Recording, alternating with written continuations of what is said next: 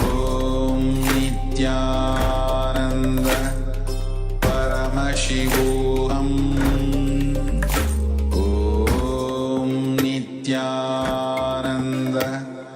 Paramashivoham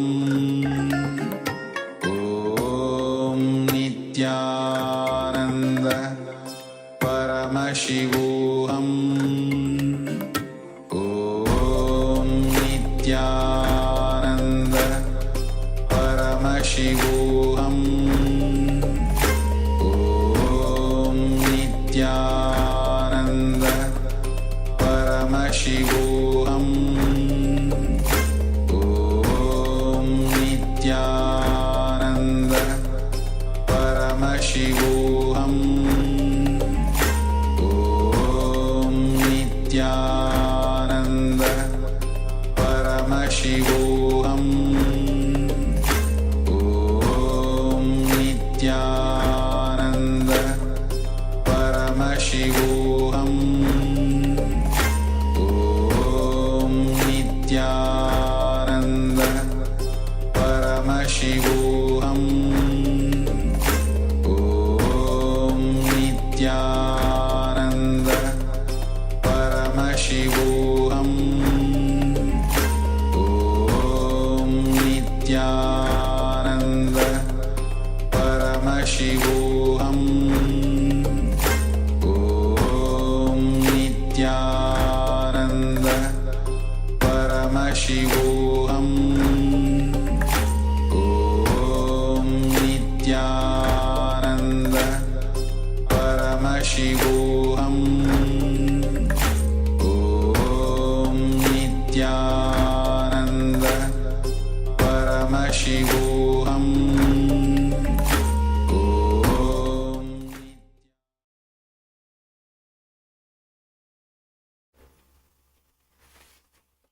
And yes, you can relax. So after increasing each other's height, you can take a moment and measure and get the exact increase that you have affected on the other person away from you. So now requesting participants to measure themselves and give the measurement to their partner. Or if you increase the height of another person away from you, just check with them, ask them to measure themselves once again. So this is the second time they measure themselves, and tell you the difference in their height.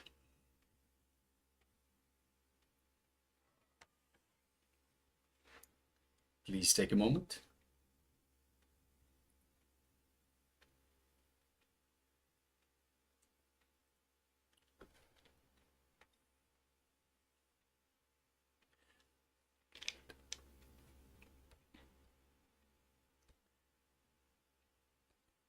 Also, addressing the participant named Angel.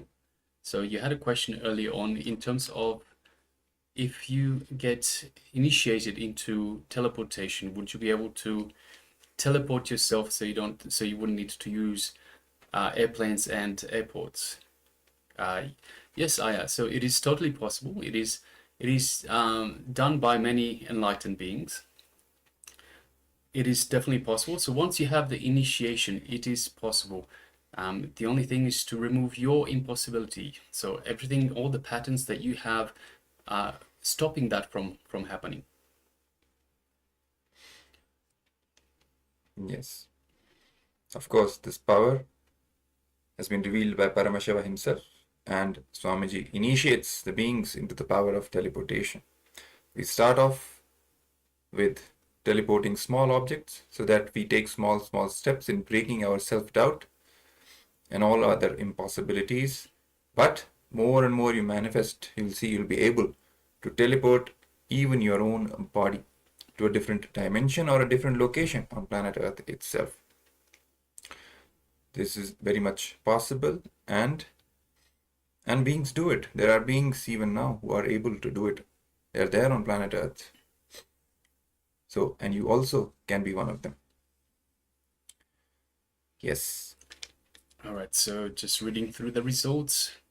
So Ma Alice shares 3 inches taller. Wow. Well done, Ma. Congratulations. 3 inches tall. That's Wonderful. amazing.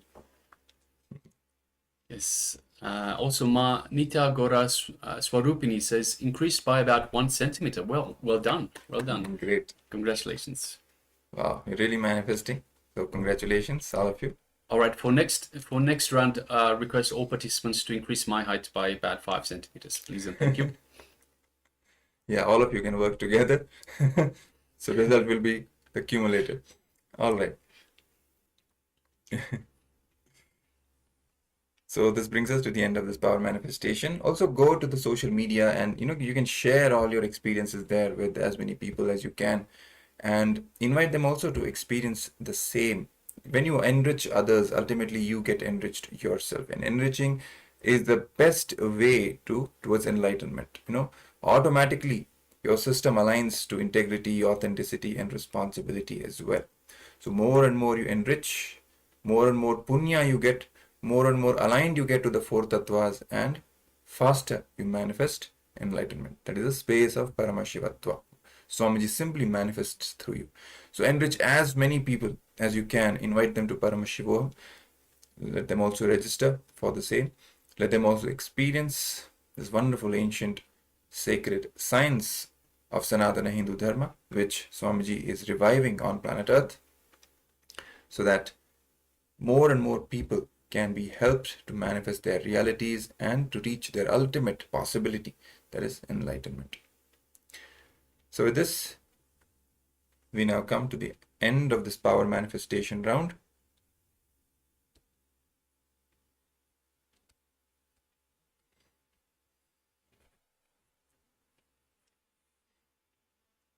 Are we all being initiated? Yes, of course. Every day during darshan is one initiation. So every day Swamiji manifests as an expression of a particular form of Paramashiva, and he initiates all of us into manifesting a particular dimension, a particular bhava, and also a particular power or particular powerful cognition. Whatever we have learned throughout the day, whatever we have imbibed throughout the day, all those powerful cognitions, Swamiji puts his energy into all those and makes it into reality. We start simply radiating that in our day-to-day life. We start manifesting powers. So every single day is a day of initiation. And in fact, every single jnana revelation that we watch from Swamiji, it is not just words, it is initiation. When we listen with complete authenticity, you will see that those words simply, they hit the right points inside our being and we start manifesting. The whole shift happens simply by listening, because Swamiji words are not just words, it's energy. So it is initiation.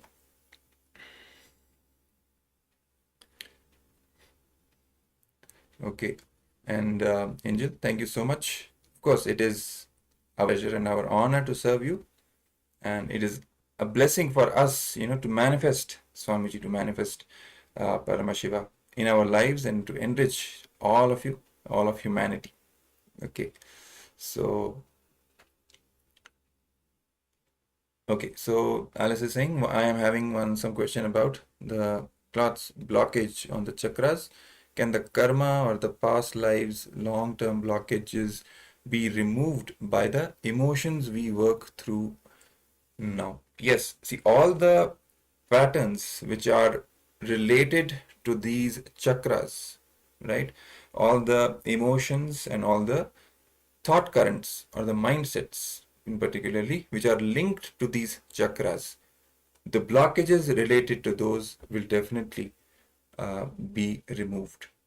So that is the more and more intensely we work on cleansing these chakras, we'll see the more and more quicker this healing will happen. And of course, Swamiji's initiation is there, his blessing is there. It will simply happen. It will simply happen. And all the karma of the past lives, everything ultimately, first authentically doing all these exercises, listening to all the revelations, and then with that authenticity going to Swamiji and dropping everything at his feet, and rest he will take care. All the karmas, burning all the karmas, all the patterns, he will take care.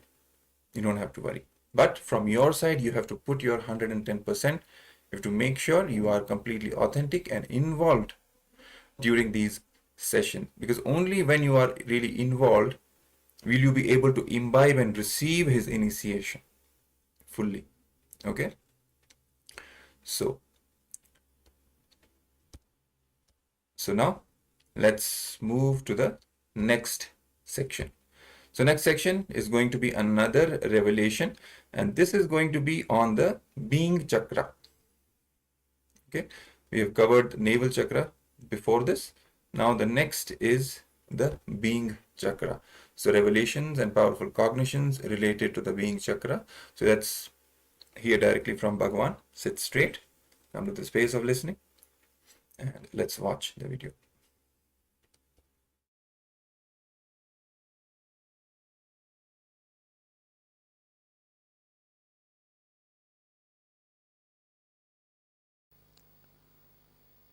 We will work on the being center, the thought current of fear.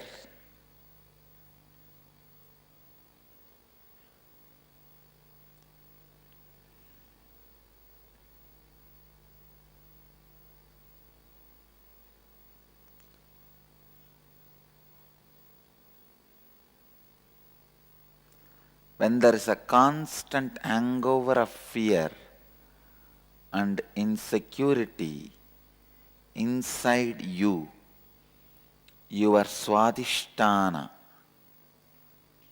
your being center collapses. Please understand.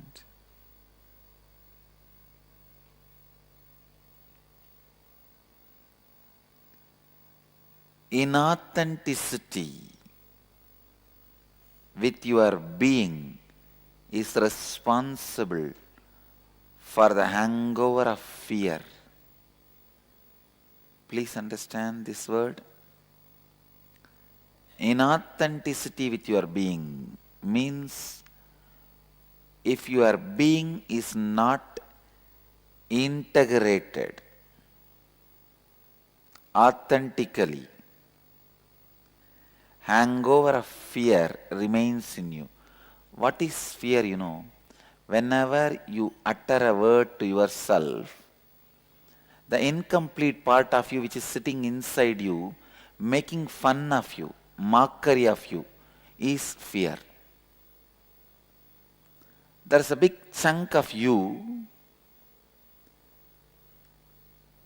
incomplete you, which does not have a confidence over any word you utter to you, because many times you failed, you were out of integrity with you. All of you understand? Listen. Because many times you are out of integrity with you, one chunk of you does not believe you, does not trust you.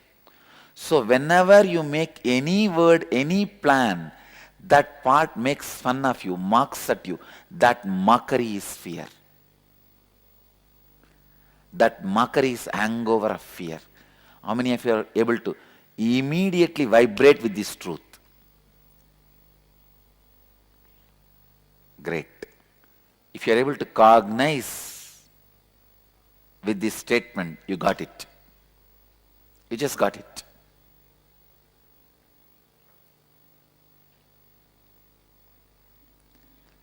Inauthentic with your integrity. I wanted you to understand, in the last session I used the word out of integrity. Now I am using the word inauthentic with your integrity. What's the difference? Out of integrity means not honoring the words and thoughts you gave it to yourself and others. Inauthentic with integrity means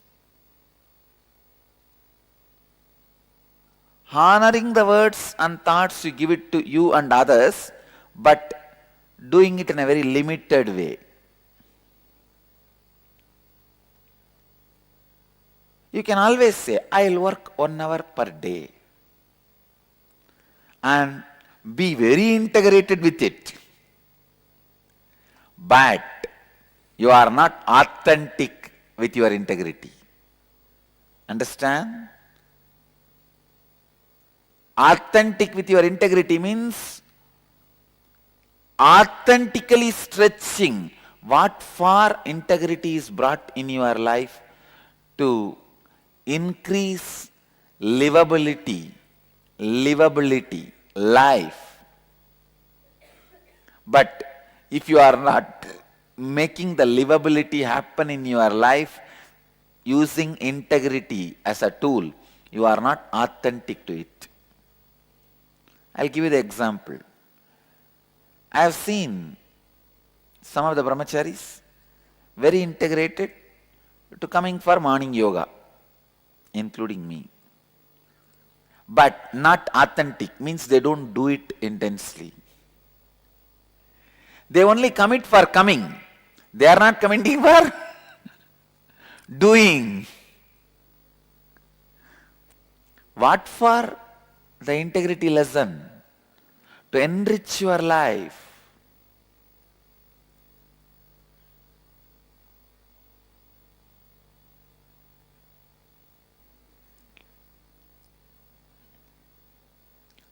When you are inauthentic with your integrity means you follow the integrity to the letter but not the spirit.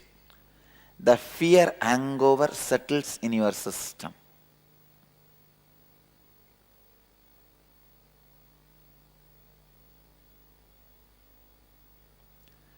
Each time you utter the words,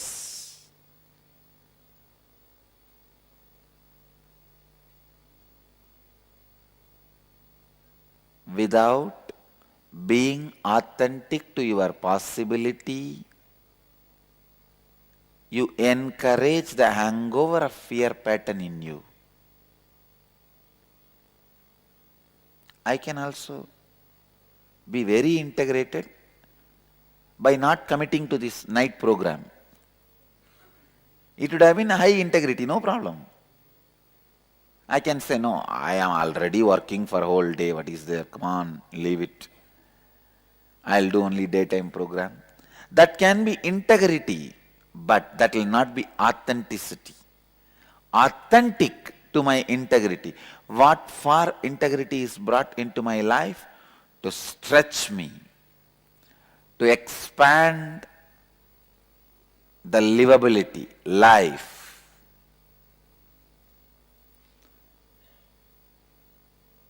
If I don't commit to this night program and retain my integrity, that will only be just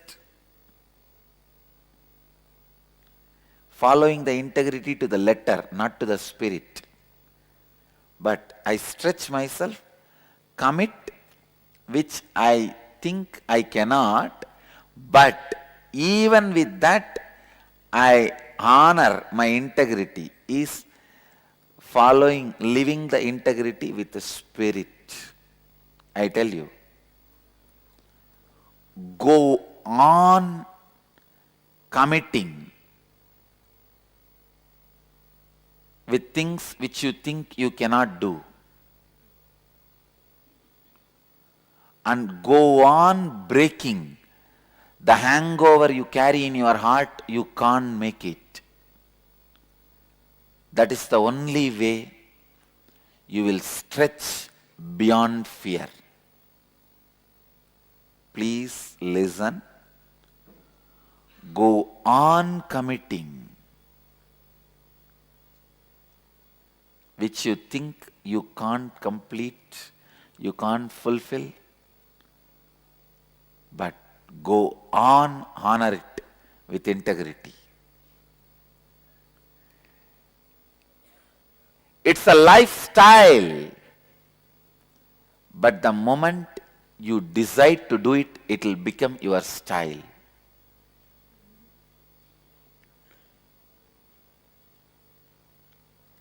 The moment you decide, I'm going to do it, nobody who lives around me, even in their nightmares, would have imagined. Suddenly one day I'll declare, I am going to keep up with integrity with the time and do it. Because everybody knows I live out of time.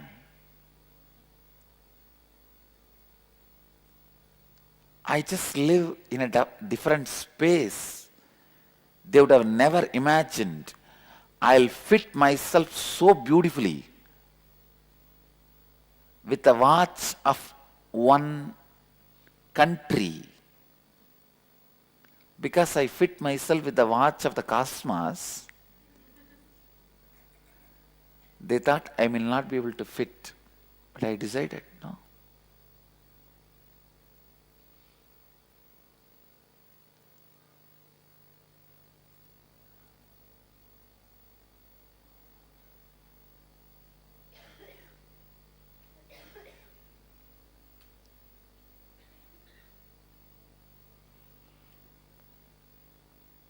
The initial level of authenticity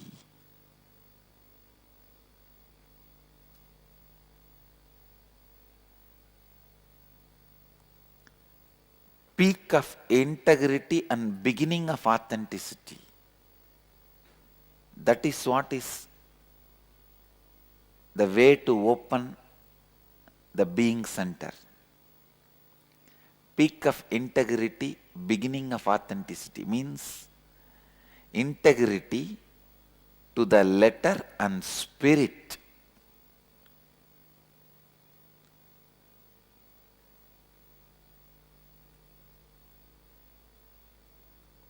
Is opening the way to awaken Kundalini energy in your being center.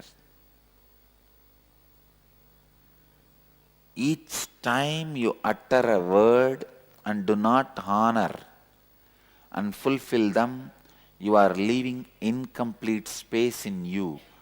All that incomplete space gathers as a chunk and keeps a deep insecurity about your existence to you.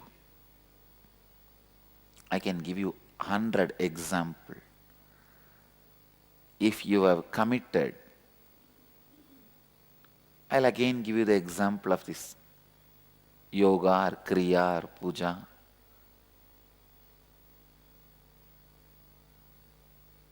If you have committed and did not honor,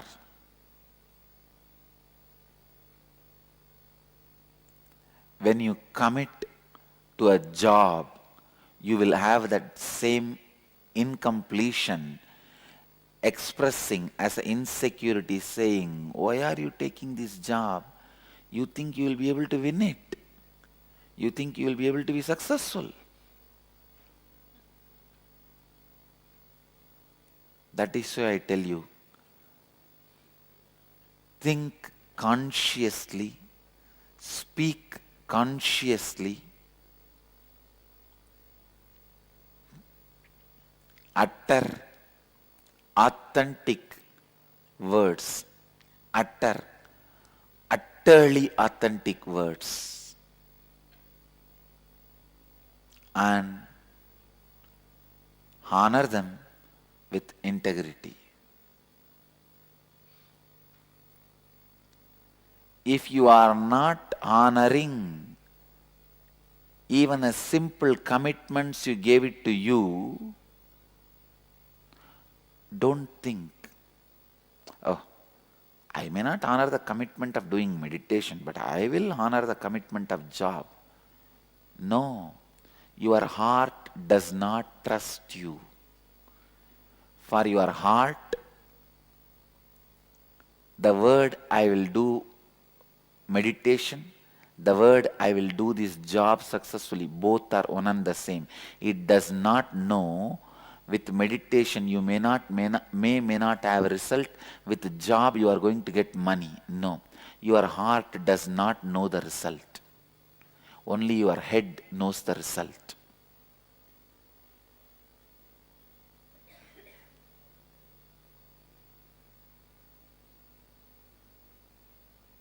Head is the mastery of math, heart is the mystery of myth.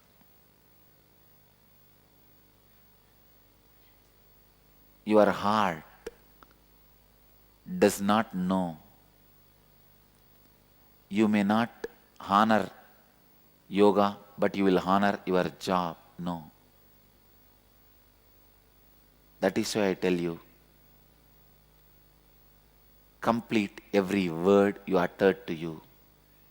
And I tell you, from my experience, this is a very important thing you need to know. Keep yourself in the state of completion. Even if your body is damaged, you will not have pain. When I had the fracture, there was no pain because there was no incompletion inside. There was no insecurity. Will I be able to go through the whole experience? Every experience I committed to me, I went through without pain because I have honored the commitment to me. I will not suffer in every step. When I had the fracture, my heart believed I will go through the whole thing without pain and suffering. I committed with my heart, I will live without pain. And in every step I honored it. Whenever I had the freedom to have pain also, I honored my commitment. I will not have pain. Freedom to have pain. Let me explain. Sometimes you feel cribbing is just pampering yourself. You can crib little and you feel, I can afford to crib. What is there? I do so much for people around me and for me. I can just crib little and people should tolerate with me. I can nag little. People should tolerate with me.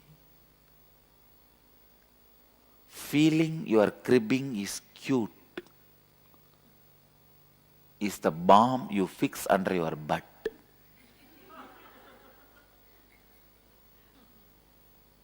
Your cribbing is not cute. Cosmos is telling you. Your cribbing is not cute even if you deliver 24 hours and ask only for 2 seconds for cribbing. Your cribbing is not cute and Cosmos does not want to tolerate it. That 2 seconds, you deciding to allow the cribbing, thinking you are worthy of it, is where you put the bomb. Where? Under your butt. If you sit,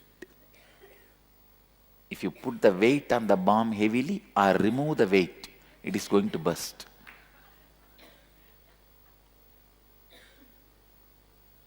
How long you can carry on with the same pressure? It's a little strong word, but I wanted all of you to remember this word. A little cribbing you think you are worthy of, and you think which is little cute, and you also think only if people tolerate your cribbing, the relationship is worthy. I do so much for my spouse, why can't he tolerate my little cribbing? I do so much for my dad, why can't he tolerate my little cribbing? I've done so much for this family, why can't they tolerate my little cribbing? No. Anybody may tolerate your cribbing, Cosmos does not tolerate. Can you show this?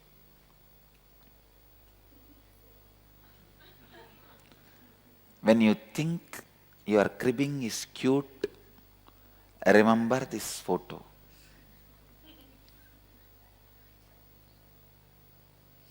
cribbing is the bomb, and you thinking it is cute is the fire.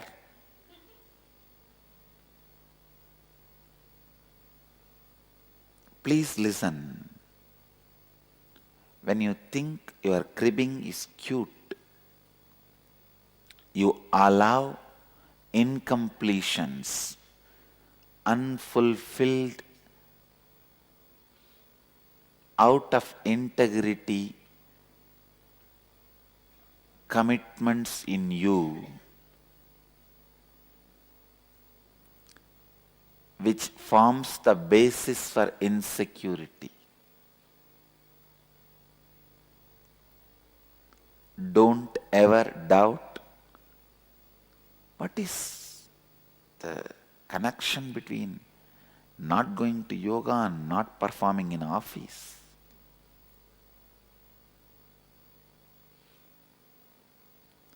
Cribbing means allowing yourself to be out of integrity and inauthenticity, because you are integrated in many dimensions of you. Because you are integrated 99.99%, pampering yourself, that 0.001% out of integrity, lack of integrity is allowed, and giving a vacation for yourself is cribbing.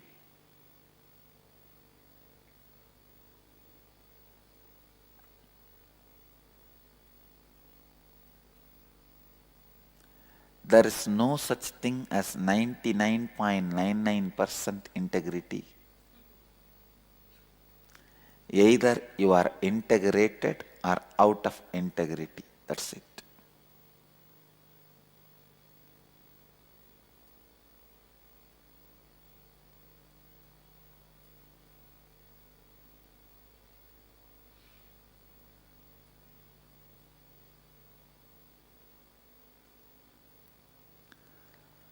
The small pamperings you do for yourself, thinking this is small, it's okay, that part is responsible for all insecurity in you. All insecurity in you.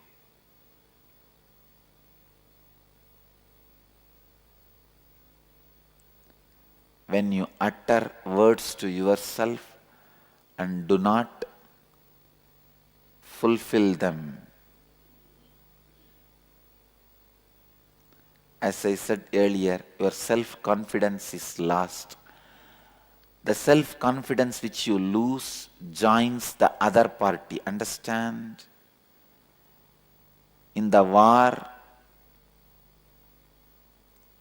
one person killed in your side is also tolerable than one person going from your side and joining on the other side.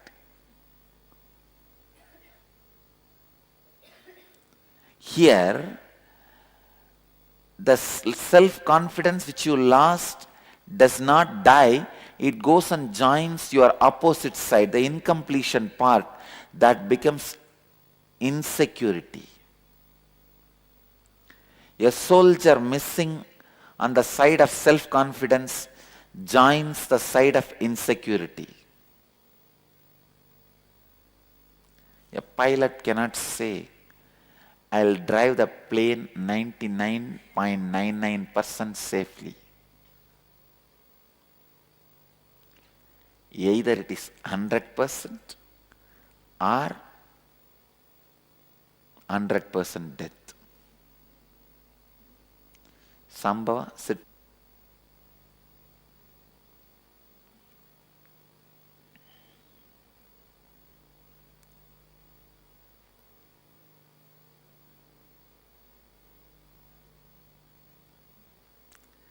Every time others' self-confidence, every time others' confidence on you is lost, they are afraid of you, they are insecure about you.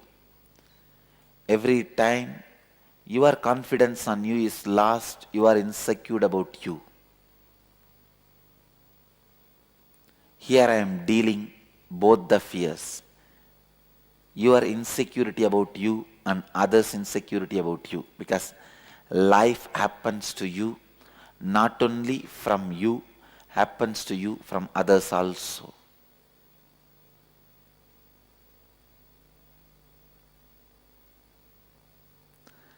When others don't have confidence on you, your self-confidence also drops.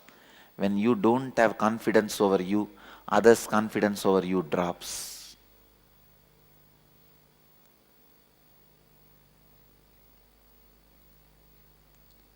My confidence on me and on others is the gift to me from Kalabhairava. I tell you, this is the best gift I have received in my life. Even though being cheated, exploited, abused so much by so many people whom I trusted, still I have not lost my confidence on people. Still I am deciding to work with people. Still I don't feel like giving up on people.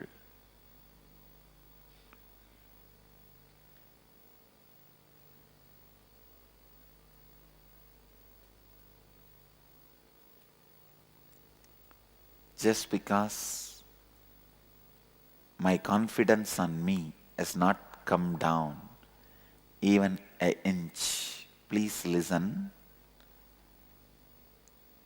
Your confidence on you is the energy generating mechanism. Others' confidence on you is transmitting mechanism. For electricity to be useful to you, you need both generating and transmitting both mechanisms. If there is a problem in transmitting, it can affect the generating. If there is a problem if there is a lack in generating, it can affect the transmitting.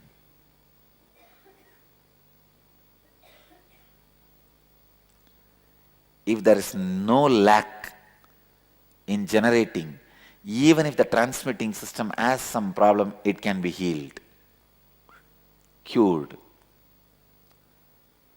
So strengthen the generating mechanism means self-confidence to the extreme. Extreme means extreme. By continuously completing with you, sitting with you and completing with you.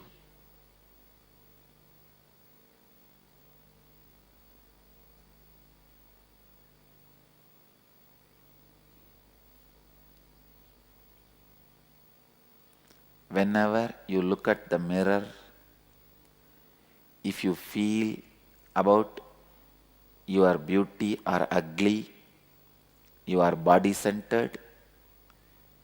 If you feel about you worrying or you feeling happy, you are mind-centered. If you feel you are graceful, you are completed. When you look at your mirror, if you are searching in the mirror about the beauty or ugly of your body, you are body-centered. Looking, oh, this dimension should be altered this way and that color has to be changed that way. Here little touch up, there little touch up. You are body-centered. When you look at the mirror, if you think, oh God, I don't know how I am going to live. I don't know what is going to be of me. worried or happy, I can do it. Whether you are worried or happy, you are mind-centered. When you look at the mirror, if you feel graceful, wow, what a guy.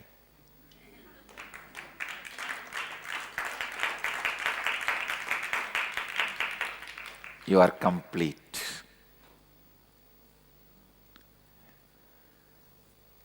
By completing with you, with authenticity and integrity, you will be out of fears.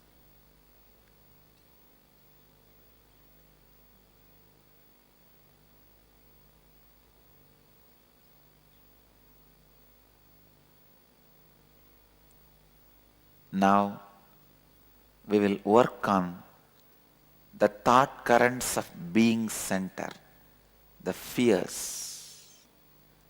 Please get the worksheet.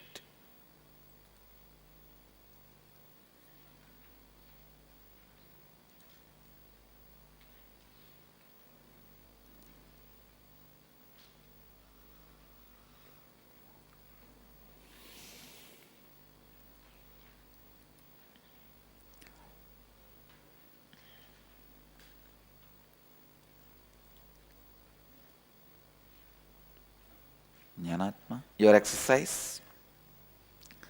Scan your life and identify all the fears that exist in your life. Like fear of losing job, fear of public speaking, fear of holding yourself in front of others. I tell you, all make-up ideas evolve from fear of holding yourself in front of others.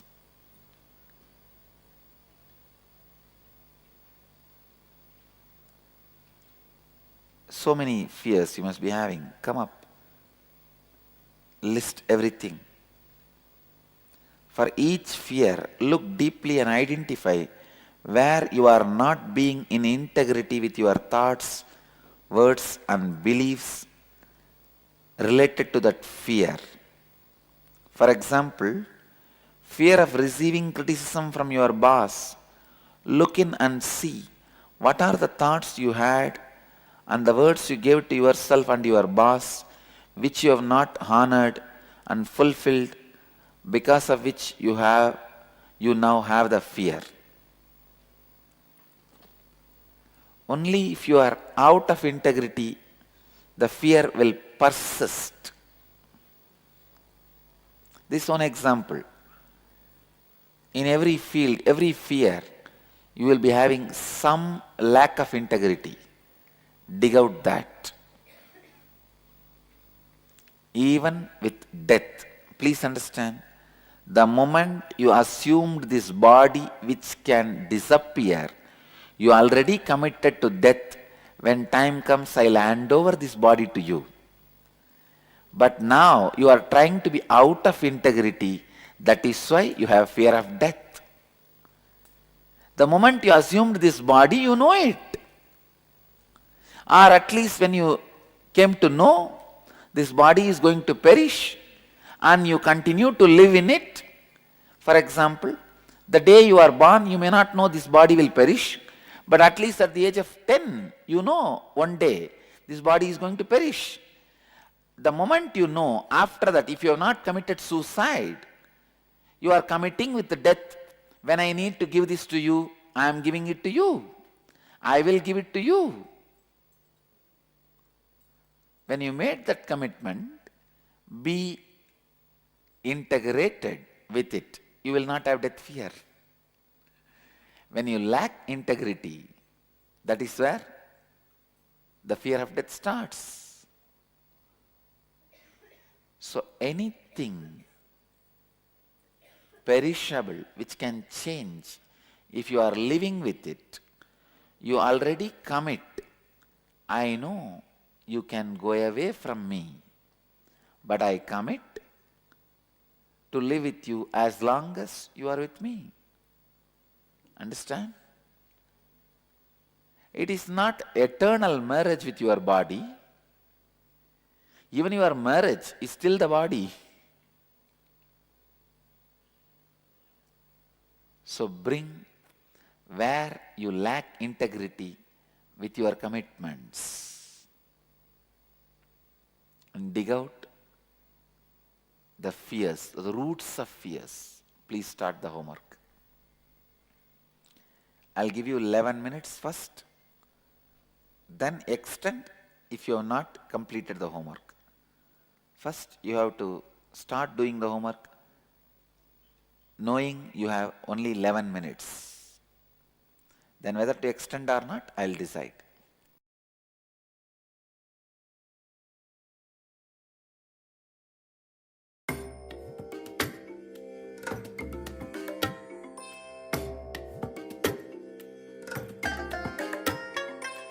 I bless you all. Let you all open all your three eyes and manifest the powers of Mahasudashiva. Om Nityananda Paramashivoham Om Nitya. Yes, welcome back. So many powerful cognitions there. So requested participants, let us know how you went in this all the powerful cognitions that that Swamiji has reviewed. Let us know what powerful cognitions you got out of this powerful revelations by the Supreme Pontiff of Hinduism. The requesting participants, just take a moment.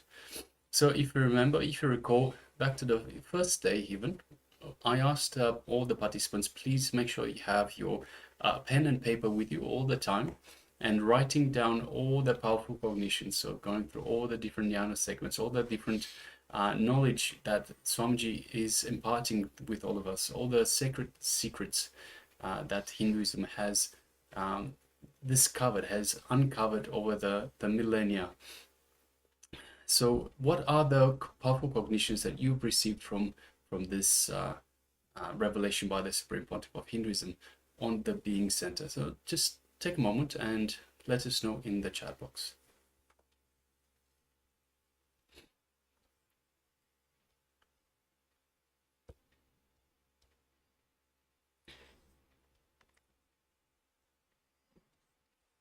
Please just take a moment and let us know your powerful cognitions.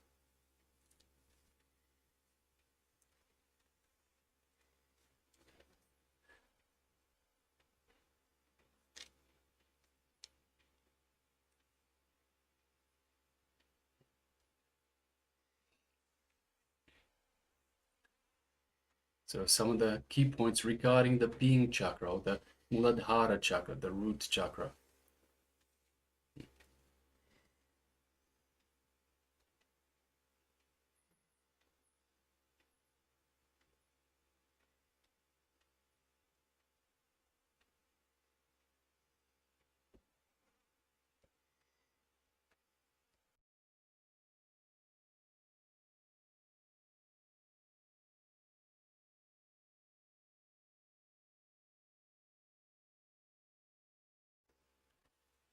Yes, so the being chakra.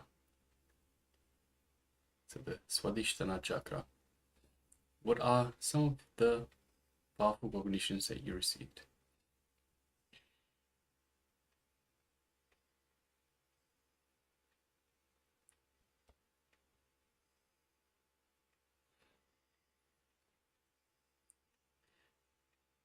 Meanwhile, we can start looking into the next segment. So the next segment will be working again on the being chakra itself.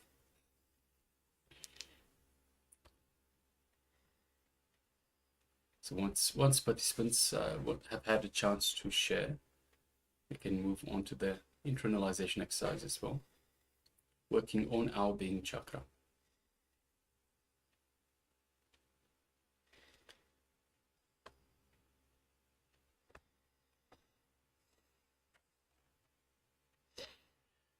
Yes, we have a question from Angel. Forgot to ask, when I teleport, can I take my dog with me For example, if I want to travel to India, can I teleport with my dog? Yes, you can teleport with your dog. So it is the same thing. See, when we practice teleportation, we practice also teleporting items. For example, in the power manifestations here, we teleport powder from one cup to another cup. So it is not just ourselves. We also have the power to teleport other things as well. And yes, Ma Ananda Gaurarupini shares, be true to your consistency. Yes, thank you very much for sharing, Ma.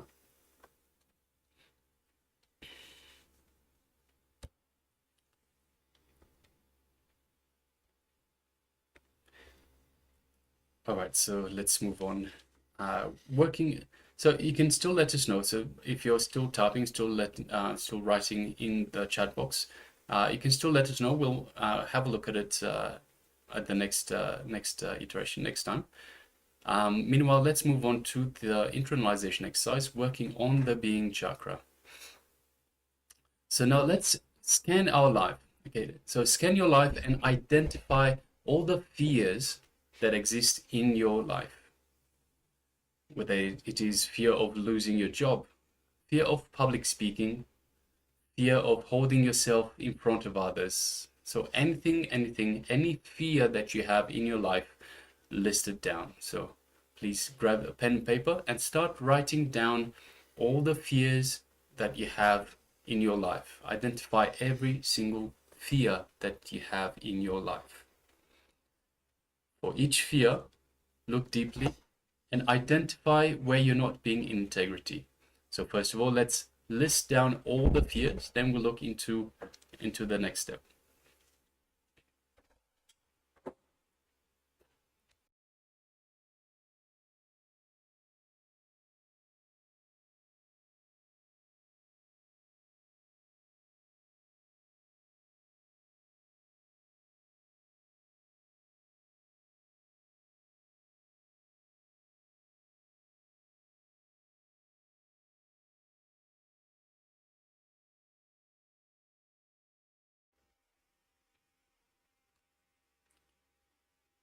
Yes, so once again, scan your life, have a look for any fears, list down every fear that you have. Every fear that you have in your life. Please go ahead and do this. Just do the first step, the first point. We'll direct you to the second point shortly.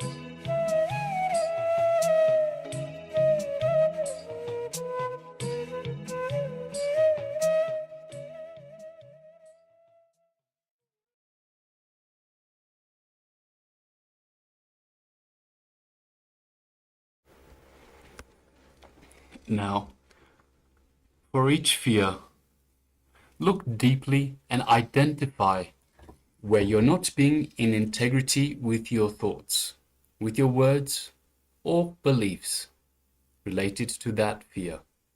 So once again, for each fear you've identified, look deeply and see where you are not being in integrity with your thoughts, words, or beliefs in relation to that fear. So for example, fear of criticism from your boss.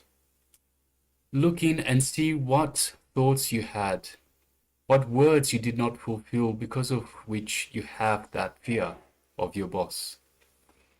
Please go ahead now. For each fear that you've identified, look deeply and see where you're not being in integrity with your thoughts, words, or beliefs related to that fear. Please go ahead.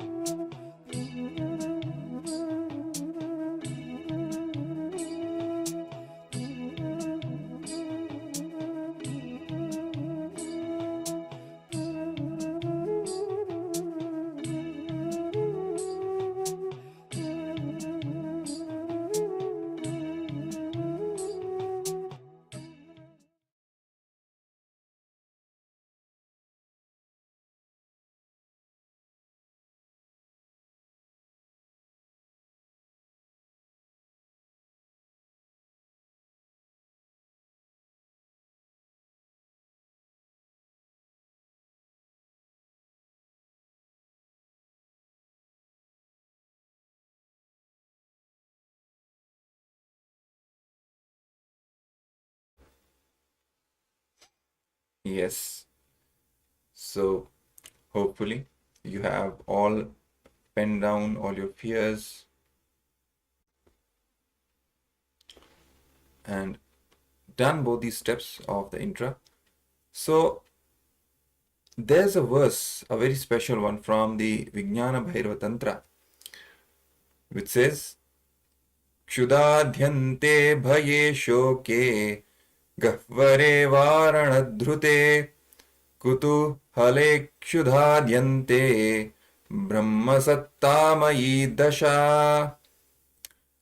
So this is the 118th verse of the Vijnana Bhairava Tantra, which translates into, just at the beginning of a sneeze and at the end of a sneeze, in sorrow, in fear, at the time of a deep sigh, or when you are stuck, or on the occasion of flight from the battlefield, during the intensity of curiosity, beginning or end of hunger, consciousness receives a sudden jolt and is pushed into its innate consciousness. One enters the state of ultimate consciousness. So, the context of this verse, whenever we are stuck or we are struck rather with any fear whatsoever, understanding that whatever fear we are facing is a door to enlightenment. We can choose to either escape from it or decide to enter into it consciously, feeling the entire fear, living that fear, and that fear itself will lead us to a higher state of relaxation, consciousness, and peace. All the fears are ultimately the fear of death in one form or the other. When we face our fears boldly, courageously, authentically, we see that the same fear relaxes us into a deep peacefulness, Paramashanta Swarupa. From that peace emerges a very strong powerfulness and the realization of Paramashivatva. We are established and that grounded in Paramashivatva. So from now on, let's change our cognitions related to the fears that we are facing. Instead of having fear of the fear, embracing the fears, facing them, and treating them as door to enlightenment. Treating them rather as steps towards enlightenment. And as very important catalysts, powerful catalysts, which would accelerate our journey towards enlightenment. Swamiji once said, if you are having lots of fears, understand that you are having lots of doors for enlightenment, more options than others.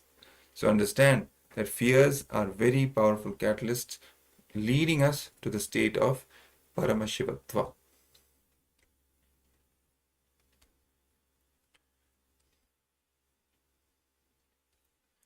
All right.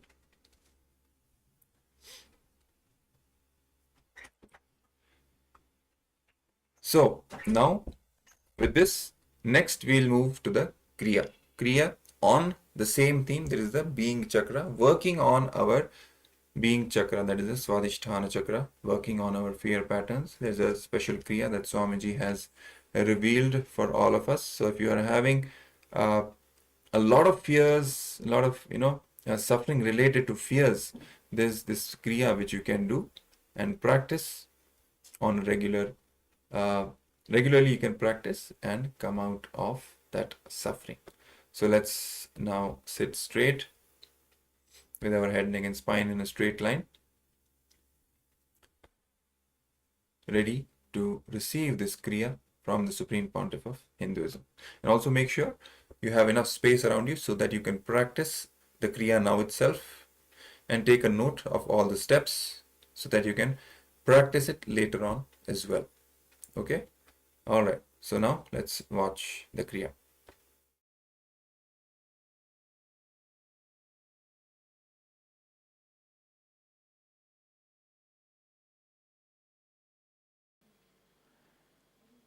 We'll get ready for the Kriya. This Kriya awakens non-mechanical parts of your brain,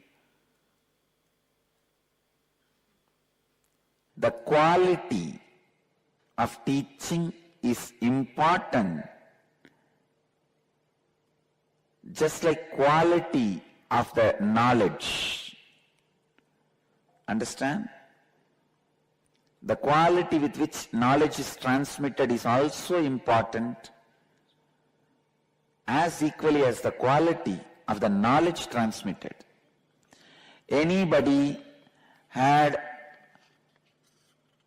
any heart illness, conditions like bypass or pacemaker or surgeries, or having high blood pressure, do not do the Kriya which you are going to do now.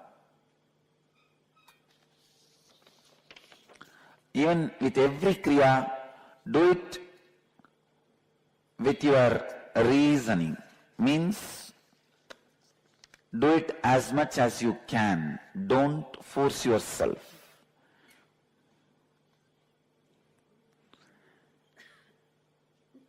Forum Sharma, you have a question regarding fear of snakes. Sanuze, understand, it is nothing but fear of death. Understand? You should know, when you assumed this body, you are committed to give it up and time comes. So what is the fear of snake? Fear of death. Fear you may die by the snake bite. Nothing else. So again it's just inauthenticity, lack of integrity with your word given to death.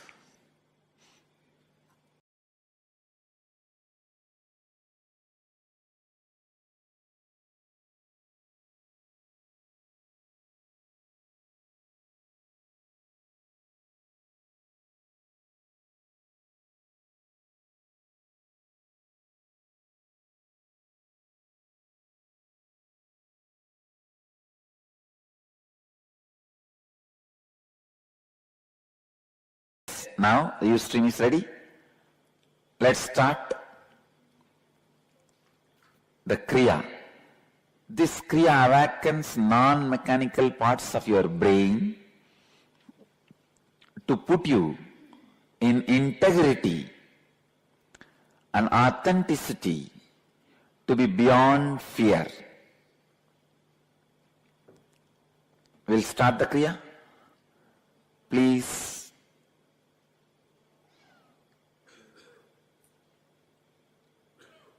move your body to Matsyendrasana. I will show you.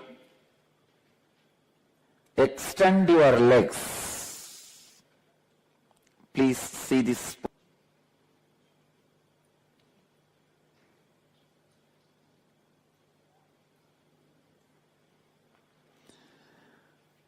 I'll give you the instruction. Stretch your leg. Bend your right leg, put the right feet near the, bend your left leg, put the left feet near the right knee.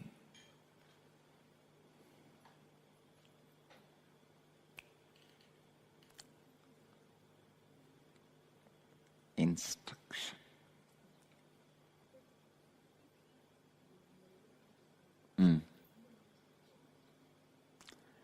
In Matsyendrasana, please understand, without losing the posture, inhale and exhale deeply first for a few seconds.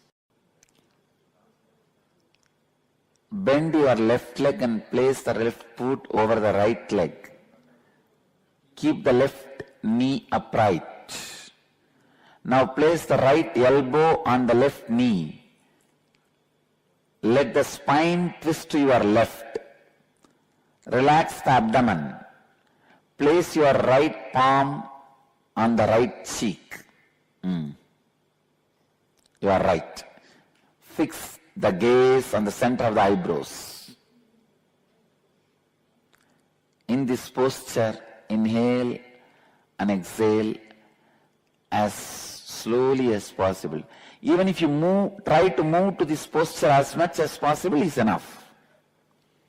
The Kundalini channels in your body will be awakened. That is why the posture is.